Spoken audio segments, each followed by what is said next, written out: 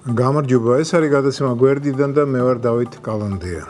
ესე იგი, წახვიდე კოლუმბიაში სახელმწიფოს ხარჯით და იმის მაგერად, რომ გაბრიელ გარსია მარკესი მოინახულო, გაიცნო, ხელი ჩამოართვა, მხარზე ეამბორო, მიდიხარ პაბლო ესკობარის საფლავზე, რათა აი რისთვის უნდა მოგინდეს პაბლო ესკობარის საფლავზე წასვლა, ცრემლი რომ დაღვარო? აი ასეთი ამოუცნობი პრეზიდენტი ყავდა. გამოდის ვინმე გიორგი ბოტკოველი ნაციონალური მოძრაობის მოქმედი წევრი და ამბობს, რომ ყველა ფრენა, რომელიც მიხეილ სააკაშვილის მიერ არის განხორციელებული, ემსახურებოდა იმას, რომ ეს ქვეყანა ჭაობიდან ამოსულიყო და გამხდარიყო სახელმწიფო. ეს მისია შესრულდა. დიახ, ჭაობიდან საბოლოო ამოსვლას ესკობარის საფლავის მონახულებამ შეუწყო ხელი. მანამდე სანამ ესკობარს არ აიახლა, საქართველო ჭაობში იყო. აი ტვინი შეიძლება ეღრძოს ადამიანს იმის გასაგებად, თუ რა ინტერესი ჰქონდა ქვეყნის პირველ პირს ესკობარის საფლავზე. შეიძლება უნდა და პატივი მიეგო კოკაინის მეფისთვის, რომელმაც თავისი დაუღალავი შრომით შექმნა საკუთარი თავი და გახდა ერთ-ერთი უმდიდრესი კაცი მსოფლიოში. მას 30 მილიარდ დოლარზე მეტი ჰქონდა დაგროვებული. სააკაშვილი კი მდიდრებს პატივს სცემდა და თვითონაც მიილტვოდა სიმდიდრისკენ და საკმაოდ დიდ წარმატებასაც მიაღწია ამ განხრით. გადავხედოთ დედიკომისის ქონებას და დავრწმუნდებით ამაში. და გაბრიელ მარკესი რაში დააინტერესებდა სააკაშვილს, დარწმუნებული ვარ, მას სახელი მაინც თუ გაუგია მარკესის, მისი წიგნები გადაშლილიც არ ექნებოდა. აი ამაში თავს დავდებ, რომ სააკაშვილს მარკესი წაკითხული არ აქვს. და მე სად მარკესი და სად ესკობარი.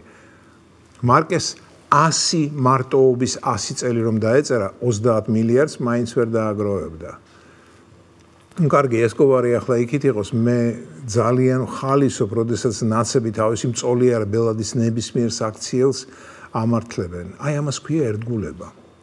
ერთგულება სააკაშვილის ფინანსებისადმი. რასაკვირველია ფინანსებისადმი, აბა სააკაშვილი მათ ყველას კბილებზე ჰკიდია. იციან, რაც უფრო ხმამაღლა გაამართლებენ, მით უფრო მეტ ულუფას ჩაუგდებს სააკაშვილი მათ გოფში. ამიტომაც ნებისმიერ სისულელეს ამბობენ არა ჩემთვის, არა თქვენთვის, არა თვით სექტანტი ნაცებისთვის, არამედ სააკაშვილის ოჯახისთვის. მე ალბათ ყოველთვის ბოლოს ოჯახის ხაზინადარი, არ ვიცი ვინ ყავთ ხაზინადარი, შეიძლება დედიკომისი იყოს. მის წინ დადებულ უწყისში იყურება და ამბობს.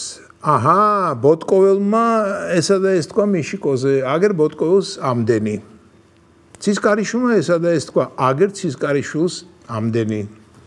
აი გუბაზმა კი არაფერი თქვა, ასე რომ ამ თვეში დარჩები გუბაზი ხახამშრალი. გუბაზი წამოხდება, რას ამბობ გიული მამა თქვენოვნა? მე არ მithქვამს არაფერი, პირიქით მე ვთქვი, რაც თქვი და მიშა მსოფლიო ფიგურაა მეთქი და მსოფლიო კი მიშას ფიგურაა.